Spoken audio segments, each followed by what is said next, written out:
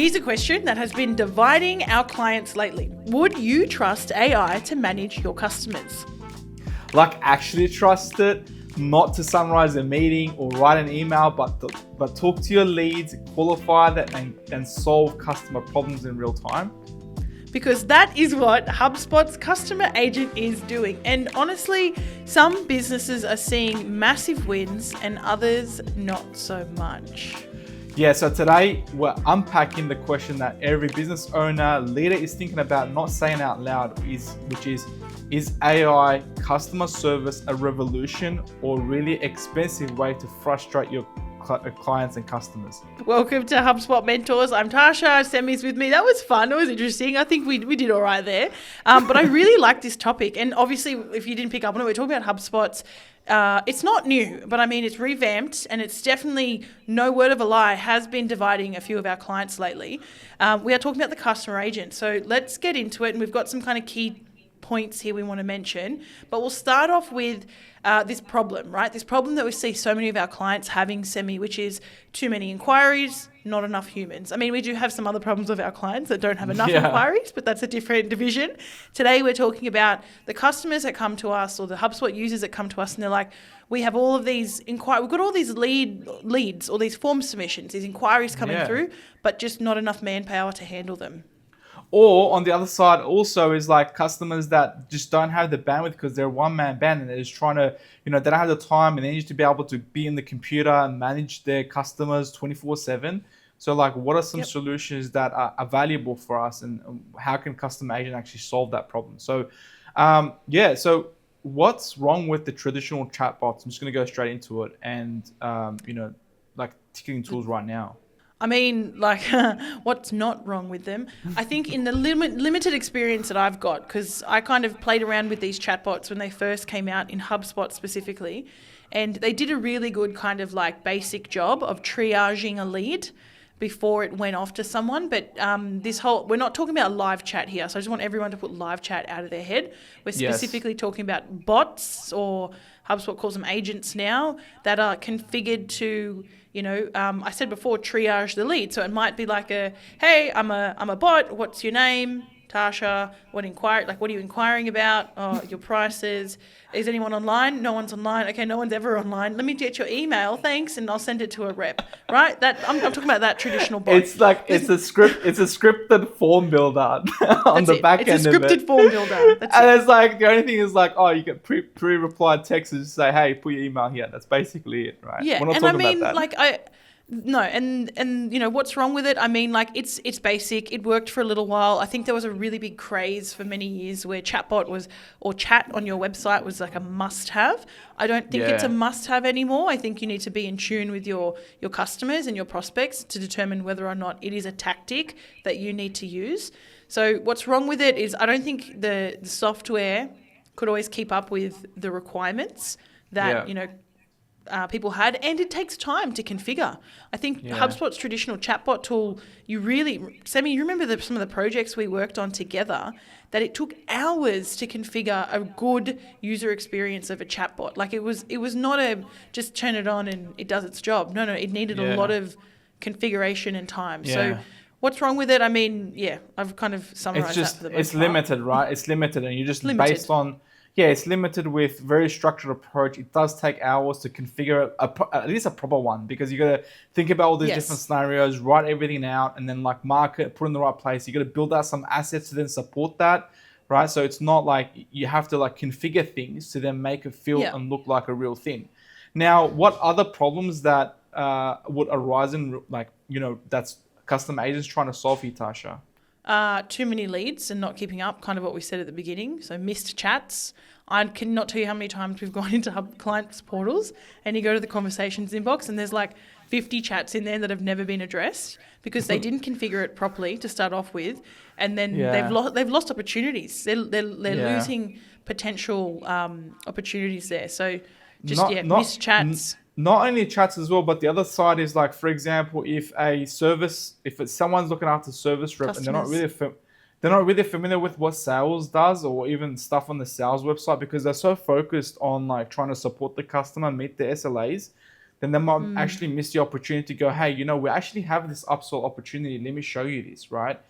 Again, I'm not saying all customer service reps are like this, but there is that potential to say, hey, this is actually a sales question, not a thing. So then you got to be like, let me then put you across to someone else to then, chat to them and, so on and so on. So you can't really give them direct answers to about what you need. So these are some scaling problems that you might end up having. If you hear yourself saying these, it was like, I wish my reps were able to provide that little bit more guidance around that. Just check out, not trying to say I should lose their jobs, but check out Customer Agent, right? That's now, it, where do you now? Sorry, just to go back to that. Where do most customers or companies lose or frustrate their customers, in your opinion? How do they? Let me rephrase that question. Where do most companies lose leads or frustrate customers, in your opinion, based on the customers that we work with? I think 2 places. One, in the early days, not responding to the initial lead, like the initial new lead quick enough. Yeah. Number 1. And then number 2, if it's a customer, so an existing customer of a product or service, probably along the same lines, not responding in a quick enough time.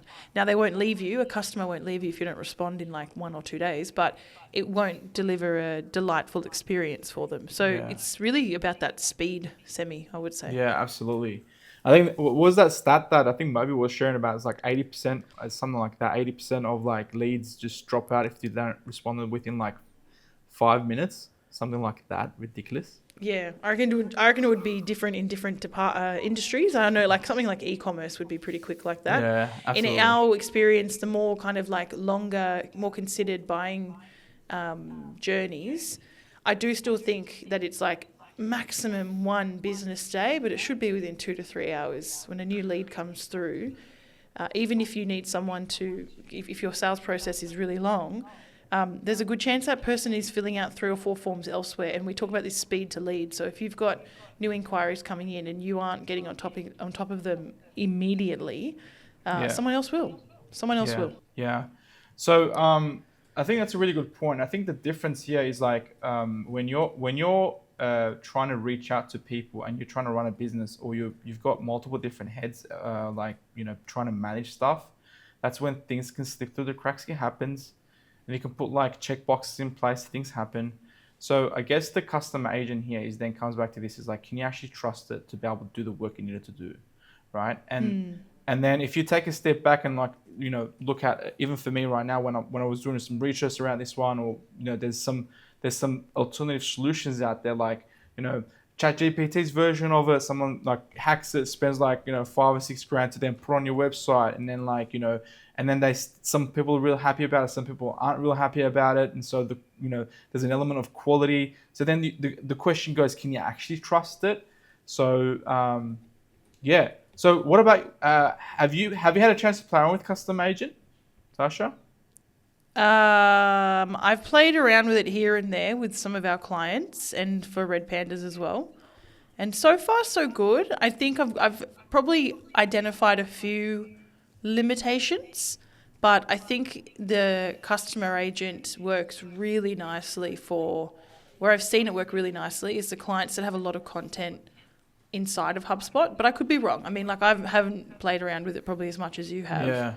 But from what I can see, it's pretty good. I think if you know exactly how to prompt it and what you want out of it, and you can script it the way you want, I do think you can leverage the tool for sure. Yeah, I think there's a few key elements. You're absolutely right. I think the key elements is like with everything, right? You need the knowledge to then feed it, especially with AIs. So if your website's one pager, don't use it. You know what I mean? If your website has if you don't have content, don't use it. If you don't have content, don't use it. Just stick to a chatbot or live chat. I think you're going to get better results out of it because it's not going to help you with anyway. But yes, so with Custom Agent, I think the difference between most of them and even with AI and stuff, it's just that it's been trained on like real life examples within CRM portals for a very long time. So that like I was surprised in like one of the things where when we're doing testing, the background is like, hey, there's clearly a topic that is not really related to the service that I provide. Is like, hey, can you tell me about this? And the response was, I can't really help you here. Do you want me to escalate this? Or like, hey, it looks like I can't really support you here, or like I don't have much information around this. Can I escalate this to a human? I think that really importance there is that what a human would act like? You know, hey, I don't know much information. Can I please raise it internally to get back to you with something better?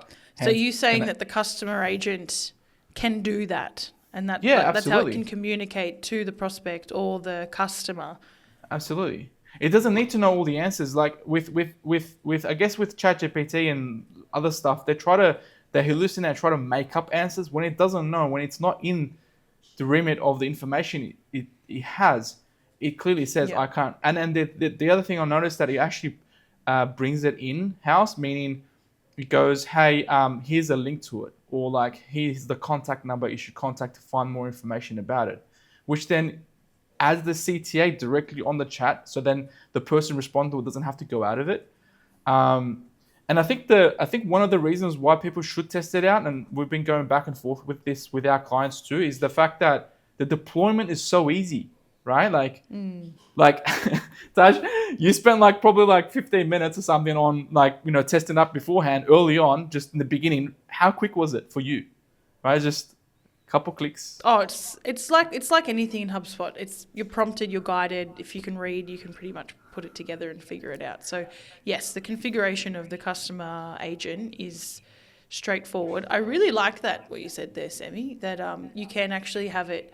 That because in the past, when I've used even HubSpot's customer agent, when they first kind of launched it and we're using it internally for support, I don't think it always did that. It felt like sometimes it hallucinated. I don't think it necessarily did, but it didn't give me the best information. It's much better now.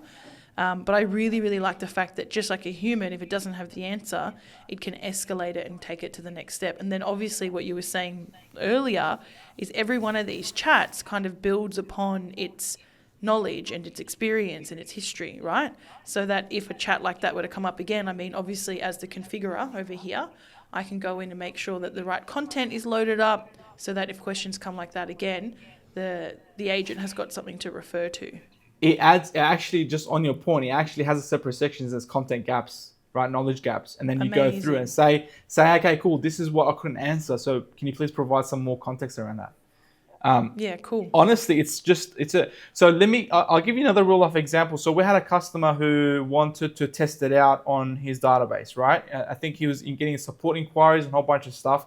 The averaging was about 280 inquiries per month with a whole bunch of questions like, hey, I've got, I don't know where I can find my password for my login to, hey, can you let me know about bits and pieces? So what they actually did was, I found out afterwards, that actually connected to their email inbox, right, with both support and sales. And it was going back and forth and servicing both of them. And it went through 90 customers until they ran out of HubSpot credits. So the customer agent was deployed in an inbox and it would reply to emails for you. Absolutely. So it was responding to their team emails like a team member. So I think what we need to I think one key takeaway from here is don't see customer agent as a chatbot. That's what most people do with it, right? I think that's probably one of the key differences here is it's not a chatbot that you then throw on your website and here's comment. It's actually a bit further than that. It's like an agent, like a human being, which is an AI, and you then deploy it. For example, Tasha, I'm going to be like, hey, Tash, can you please look after all the emails for the team? And then Semih, please, you look after all the chatbot stuff. Exactly the same thing. With this AI, you're like, hey, this AI, can you please look after chatbot, emails, Facebook messages, WhatsApp messages. WhatsApp. All the channels.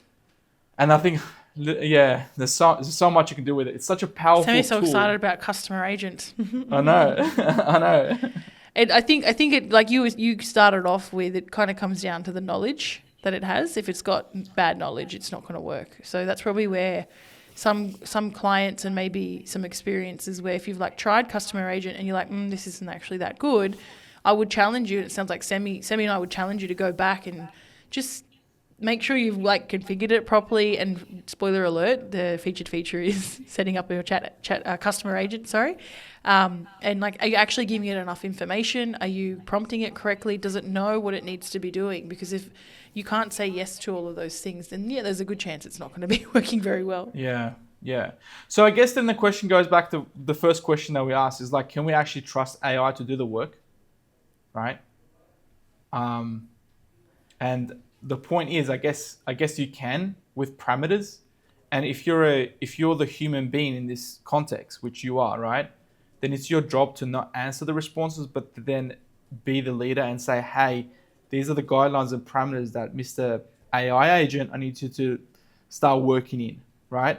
And so your then job is like overseeing that, and so whoever takes their step up and starts looking at that approach will get a lot of value out of the custom agent, in my opinion.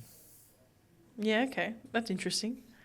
So what do you think? I've got some rapid fire questions because you are definitely more experienced and knowledgeable about this. And I think we might actually have arguing, divided answers here. But would you let your customer agent handle a high value B2B client renewal?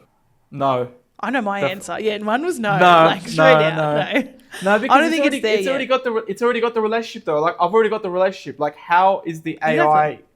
Yeah, you know what? I would use not maybe custom agent, but I would use AI tools to then give me a summary of 100%. what was happening with everything else around it. But then I need Yes. to. It's like with a high-paying customer client, they expect that little bit more personalized service, 100%. right? Like the answer's no. No, I totally agree. All right. What about would you use a customer agent to answer a 1-star review? Absolutely. Yeah, I think if I were to start somewhere, I'd start with them. Yep. Because that's a pretty solid use case. And then, like you said before, it can be escalated at some point. So it's, as long as it knows what the parameters are to start off with, it can be escalated when it needs to be escalated. What about qualify a lead for a $10,000 project? I would. Because the key here is qualify.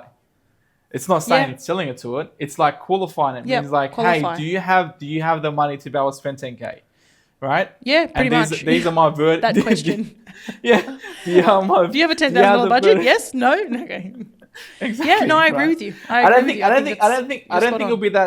it'll be that straightforward though. I think you have to like think about some validating questions to get to that point. But yes. Yeah. Yeah, I like that. What about a customer agent to upsell a returning customer?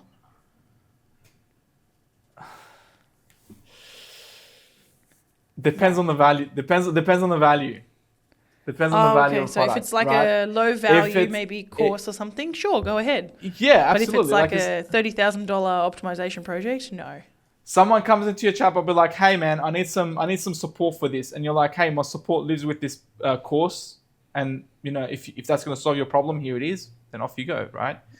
But if it's like, "Hey, I need a consultant to come in, give me a little bit more breakdown, understand where my root causes and stuff are," like that's an upsell that requires a lot more in-depth thinking, even from us, and with using a whole bunch of like AI stuff in there, right? Just be real. Yeah. Yeah, there you go. Good to hear the answers to those. So we've already kind of covered like this concept of garbage in, garbage out. If you go and turn this on now where you've got messy data, basic workflows, and no real knowledge base, it's probably not going to be that beneficial for you.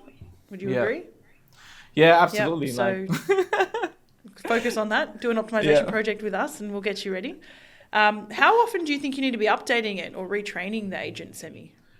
There's no such thing as retraining it because I think it just continuously does it. But what is important is that you revise your content that you fed it.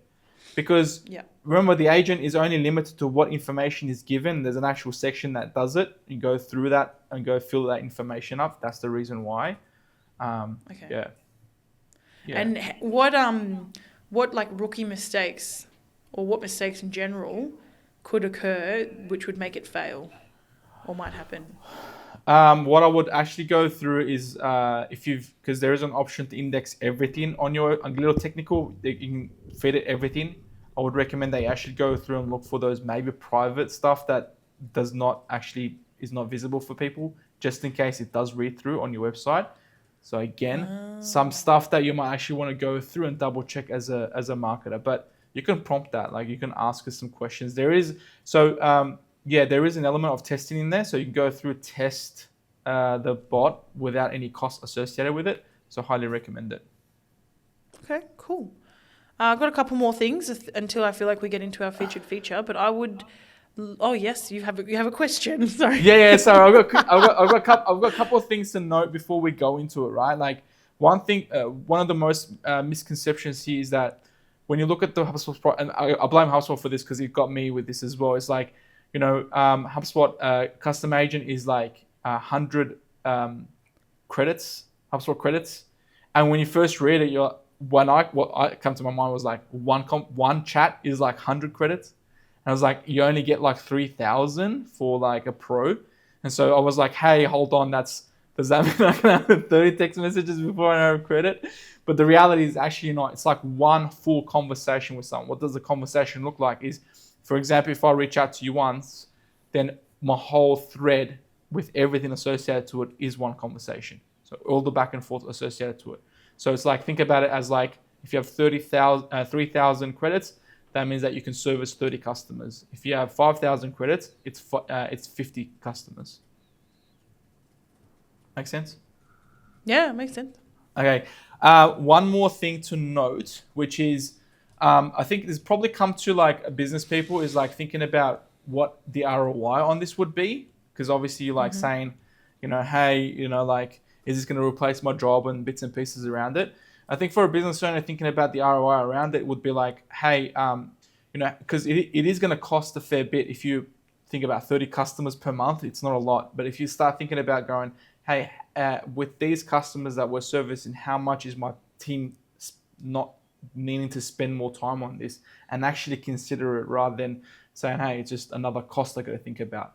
So think about that effect of saying, hey, what's the cost of the team not doing the work and saving that time to do something that might be a lot more valuable to the business, and hence adding more towards that ROI component would definitely make your decision on using this long term. I know people listening to this will probably try it out, but just thinking about a long-term perspective, that's something that you should consider.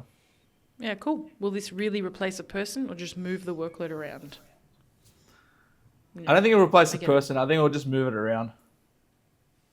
To an agent. To an agent. A virtual person. Yeah. Where's it going, Semih? So what does a business with multiple AI agents look like in a year? What does a business with multiple AI agents look like in a year? A business that is a lot more efficient, and the roles of the people have changed around a little bit, because you still need to feed it information, right? You can't let it run loose. Not right now anyway, right? It's not that smart enough to be able to breathe. It probably will. So because it's specific tasks, then it would look like as though one agent will then handle your customers, inquiries, all that stuff. Then we'll pass it to another agent to then maybe do other stuff in the back end. And then hey, you progress things across, and then all you're doing as a business owner is like overseeing everything, going, hey, this agent didn't perform well, these are the measures, let me double check it. So honestly, it's really hard to know right now with the number of changes, but what I can see from HubSpot, all the different agents they've launched, it's actually going to support you in doing more with what you have in HubSpot. Doing more with less. We love that theme Doing at more Red with less. Pandas. Yep. Yeah. Just do more with what you already have. Do more. As Semih would say, do better. Just win. All right, Semih, before we get into the featured feature, I think we've got three things, final three things. Yeah. So this is one of my favorite things. Clean data, clear goals. Have clean data and be very clear with what you want to achieve. This will equal confident AI. All right? Clean your data, know exactly what you're trying to do, then you'll get a good output. What's absolutely. What's your second thing? The other thing with, again, with custom agents, don't go ahead and deploy it everywhere. Start small. Just focus on deploy it in one area of your website that might service like a couple customers, and test it out. Measure, test until you get real comfortable with it, until you start launching it on other areas of the business, right? I really like that. One specific measurable outcome. Give us one more.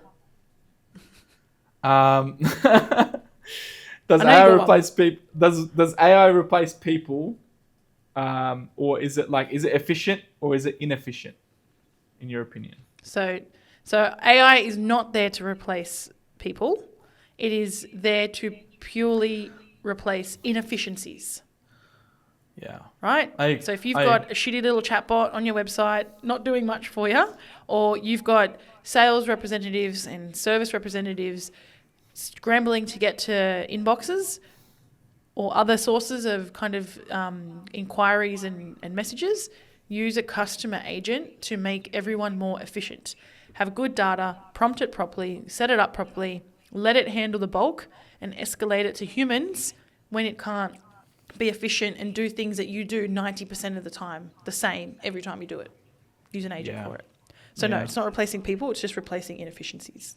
It's expecting people to do better on themselves, focus on themselves, and look at the growth. That's what it's doing. Yeah. Right? Yeah. Doing less with more. Favorite thing. Doing less with more. Just be better and win. That's it. Exactly. Semih, take away our featured feature, and I can't wait till next time. Thanks, everyone. Thanks, guys. Bye. All right, so now that we're in HubSpot, let's have a look at Custom Agent, see how it kind of works. Just an FYI, follow along, but I would highly recommend that you play around with Custom Agent and put in your own criteria and terms and stuff as you go through. This is just a high-level demo. So without wasting more time, let's jump straight into it. Now, Custom Agent actually lives in Service Hub. So on the left-hand side, if you click on Service, and it's right here called Custom Agent. If you click into that, it will then take you to this page. Now, this is pretty straightforward. There's a whole bunch of information available. So again, what's this really good for is those people that need someone to man the desk 24/7, a lot of inquiries that might come through. Also, maybe just to prompt those customers that are coming through to then take any, types of leads and stuff. So that's the whole idea behind it. So it acts like a person you'll need to deploy on different areas. So just an FYI note on that. Now, once we're in the customer agent section, I want to go into manage section here, and this is where you'll be able to put in your agent's name, the identity around it. Again, this is like some parts of beta, so they might not see it, might not see it. So we'll go through some of those options. So you put that information in. Once you've done that, we need to now confirm to check that we have the content sources. So this is where the agent pulls in the content for the conversation it's going to be having. All right.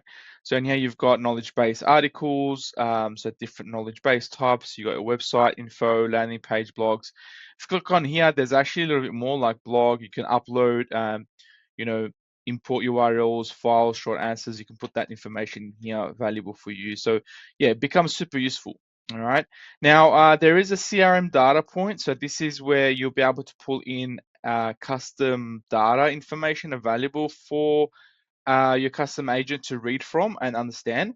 So for example, if you look in, contacts, date of birth or city, or what subscription type they are at. So it'll be able to support them in a little bit more personalized level, right? So it might be like, hey, based on your subscription level, this is the stuff that you can, purchase or whatever that might be, right? Or based on your city, so it can give you that information. Now this is super important because it's good to understand that it's like your data, it comes first before this bit. So make sure that your data is clean and then start rolling this out. Otherwise, last thing you want to say is like, cities located somewhere else, and maybe, and then just cause a whole heap of confusion and your customers get upset. So again, data is super important. All right. Now, the next thing is I want to go over is called agent goals. Now, this is in beta at the moment, but for example, these are different goals that you would want your agent to make sure that they cover. So, for example, what should it do when this set of information comes in? For example, what should it do when checking for order status? Or how does a customer can't log in? Where would that password reset come from, right? So you can set these up and actually go through that. So these are some examples like a book a meeting option, right? So what we're going to do is actually go add an action, and here's an example of one. So this is where, for example, you could put in an action, whatever description that you would want to put in, what are the trigger phrases? Hey, where's my order? Can I track my order? For example, it's a good one. Define the inputs. So again, because we're using AI, it's not rigid thinking, so we just have to consider the phrases and terms around stuff. So for example, order number, then put XYZ stuff around it. You can do APIs also. So endpoints pull data from here, do this, do that. So yeah, be able to go through that information externally. And finally, we're going to go, put the response that you want to say. Now, here's an example of one just put in, which is acknowledge the visitor's urgency and inform that you'll be taking immediate action against that. Provide a brief overview of the next steps so that you'll be able to address their request, right? So very helpful there to support them. Once you put that instructions, we're good to go. Again, this is about the action item that they've been proposed. So feel free to go through and put that around the inquiries that you might get so then you can support them. Once you're done, you go publish and that's it. Now, again, with Customer Agent, there is an option to then handle a whole bunch of other stuff. Like, for example, this is customer information, customer inquiries, queries, all that supportive roles to support your customers. But then there's also, in the event that they need to upsell or qualify them, what would that look like, right? If you scroll down, there is this generate lead section. Again, this is like if a lead is qualified, suggest they sign up for a newsletter at blah, blah, blah. This is the suggested instruction for here. Now, if you click on lead qualification, this is what it looks like. So this is where you'll be able to define what that criteria is. So for example, the subscription type is equal to professional. So therefore, this would mean that the expected response is that, right? The city is in this Boston, for example, criteria is indoor, type of plants. And then what you should do is book a meeting with sales, and then, partially qualified is this, and then not qualified is that, right? So it goes through, updates this, and then gives you these options, which you can then use for workflows, which is very useful, right? So if it's like qualified, book a meeting straight away. Partially qualified, then do a bunch of other stuff, right? So depending on what that criteria is.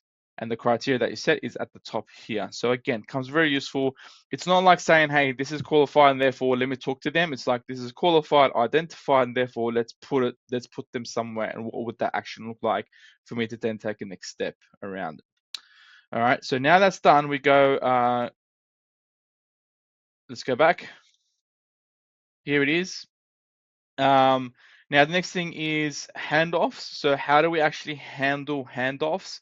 Handoffs is like when either your team is away, available, unavailable, or outside working hours, and the customer, the agent then detects some form of language that's going to get them, either frustrated or like, hey, there's no someone available. So what that looks like, when the team's available, it says, got it, we'll get you someone to talk to you right away. And so, yeah, it's very similar to chatbot style, but this is defined based on that, right? So this is what that looks like. These are the responses it will give. Now, the triggers for that is very important. So you set up based on the conversation that you would typically have with someone. For example, I want to cancel my order. All right, this then means that I need to go speak to someone. Billing, this then means I need to route this to speak to billing, right? I want a refund. So these are all the things that you can put in that will then pass and hand it off over to human, essentially. So very useful feature. All right. Now, once that's done, let's look at deployment. Again, deployment is an interesting thing because in this demo version, there is a calling option, but you can deploy this on a live chat, email, all other live chats, different types of live chats, not necessarily one. But the idea here is just remember, I think there's also WhatsApp and Facebook Messenger. Don't see this as like a chat function. Think of it as like a agent that's responsible for doing certain things. So that's why we need to deploy in the right thing. So for example, if you go to your staff member, like, hey, I want you to look after emails, and I will then go emails. Hey, you look after phone calls, and you can kind of separate the roles. This agent can do a bunch of that, and you need to define what those roles are going to be, or what the area of responsibility is going to be, right? So yes, you can get them to also respond to emails directly from any support emails that they will receive, right? So yeah, very useful. All right. Now, the important thing here is I just want to showcase a quick feature is that once, for example, you do get a ticket that comes through, it will then, here's an example of one, it will show you, hey, here's the message that's come through, here's the response that came out, and this is what Luma has responded, for example, to the agent that is being built here. Our indoor plan is blah, blah, blah, gives you that whole bunch of description, goes over and gives you the idea around it. And then I could see that this is just high level overview, trying to support that. How much is your indoor plan per month? It gives you that response. And then there's a source link to it that will then take you to it. So again, very useful Now, what will happen if there's someone inquiring about some form of a lead? So let's do that, Joe Green. I can see that Joe Green is enrolled in a prospecting agent, but we don't want to do that yet. But this is just, here's an example of one. Hey, I'm looking for this custom agent indoor plan for my office. Absolutely, we offer these types of stuff. And then, yeah, so information goes in.